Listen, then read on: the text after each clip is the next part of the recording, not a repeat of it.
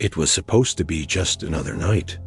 One of those ordinary nights when no one imagines that life is about to be split into a before and an after. If you close your eyes now and picture the scene, you might recognize it. Loud music, flashing lights, young people laughing, hugging, making plans that seemed far too obvious not to happen. Simple plans. Go home, sleep a few hours. Wake up on Sunday with a headache, stories to tell, and photos on your phone. No one there was thinking about goodbyes. No one was thinking about tragedy. No one was thinking that this would be the last night. In the early hours of January 27, 2013, in Santa Maria, in the interior of Rio Grande do Sul, hundreds of young people walked into a nightclub believing exactly that it was just another party, a university event. A common meeting point in a city built around study, friendship, and the promise of a future that still felt wide open. But there is something we only understand afterward. Tragedy never begins at the moment everything collapses. It begins much earlier, in small decisions, in ignored details, in warnings no one wanted to hear. That night, the club was packed, more than it should have been. Young people squeezed together, excessive heat, poor ventilation. But none of that seemed strange. Who has never walked into an overcrowded place and thought, that's just how it is? The music was loud, the energy was high. The band on stage was doing what countless bands had done before, trying to excite the crowd, trying to create a moment people would remember. They used special effects, something visual, something that looked impressive under the lights. A flare was lit, just one. A small pyrotechnic device, similar to what is often seen at concerts. It lasted only seconds. But seconds were enough. The spark reached the ceiling. The ceiling, covered in foam meant to insulate sound, reacted instantly. Fire doesn't ask permission. It doesn't wait for understanding. It spreads. And when that foam began to burn, it released something far more dangerous than flames. Thick, toxic smoke. Invisible at first, then suffocating, then impossible to escape. People didn't understand what was happening. Some thought it was part of the show. Others noticed the smell. Others looked up and saw the fire already growing. There was confusion, delay, seconds turning into minutes. When the lights finally came on, panic had already begun. And panic, in a crowded space with limited exits, becomes its own kind of trap.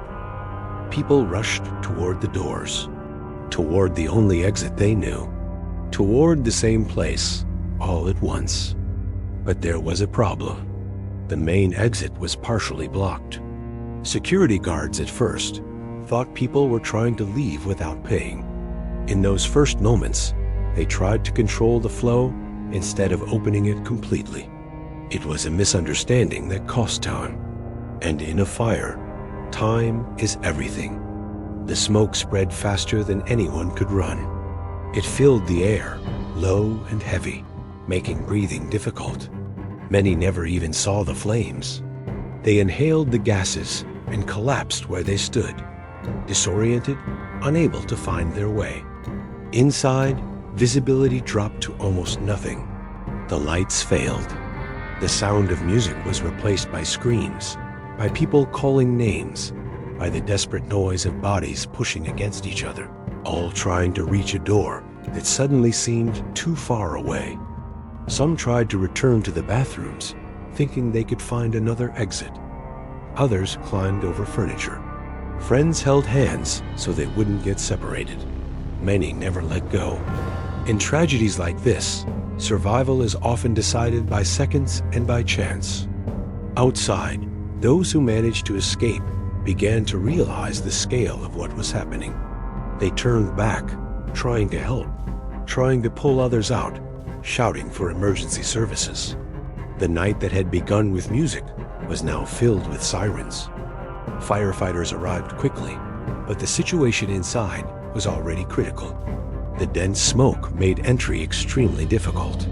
Rescuers had to crawl along the floor, where the air was still barely breathable, searching for survivors in an environment that had become disorienting and silent in places where moments before there had been chaos. Many of the victims were found near the exits, evidence of how close they had come to escaping. Others were discovered in groups, friends who had stayed together until the end. The images that rescuers encountered would stay with them forever. Hospitals across Santa Maria were overwhelmed within minutes. Doctors, nurses, and volunteers rushed to prepare for an emergency they had never imagined facing. Hallways filled with families searching for information, calling phones that would never be answered. News spread rapidly across Brazil. What had begun as a local incident became national mourning.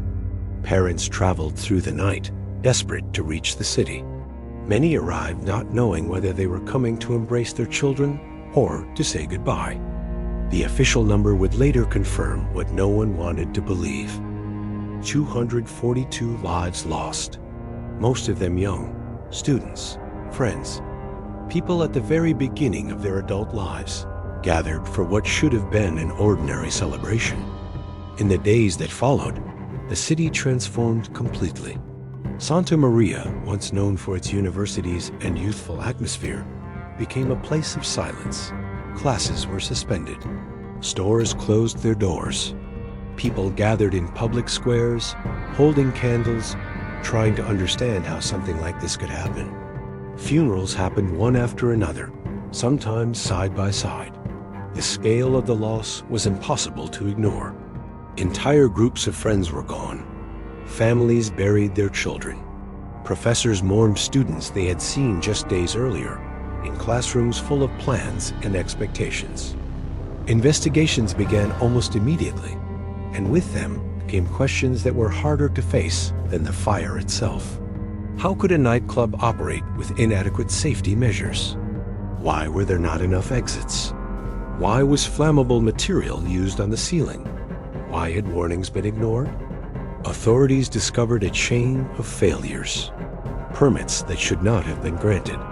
Inspections that had not been properly conducted. Safety equipment that did not function. Each detail revealed that the tragedy was not the result of a single mistake, but of many. It became clear that the disaster had been built over time, through negligence, shortcuts, and decisions made without considering their consequences. The fire itself lasted only minutes. The conditions that allowed it had existed for years. For the families, however, investigations and reports could never answer the most painful question: why their sons and daughters had not returned home. Grief does not follow legal timelines. It does not wait for conclusions or court decisions. It exists in empty rooms, in untouched belongings, in routines suddenly broken. Across Brazil, the tragedy sparked debates about safety regulations, emergency preparedness, and accountability. Other venues were inspected. Laws were reviewed. The country began to question how many similar risks might still exist unnoticed.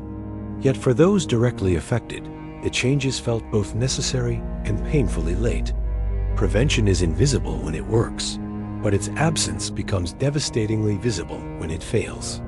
The nightclub fire forced an entire nation to confront that reality. Memorials were created. Names were read aloud in ceremonies that sought to ensure the victims would not be reduced to statistics. Each name represented a story interrupted, a future that would never unfold as planned. Years later, Santa Maria continues to remember. The tragedy is not only part of history books, but of daily life. Survivors carry physical and emotional scars.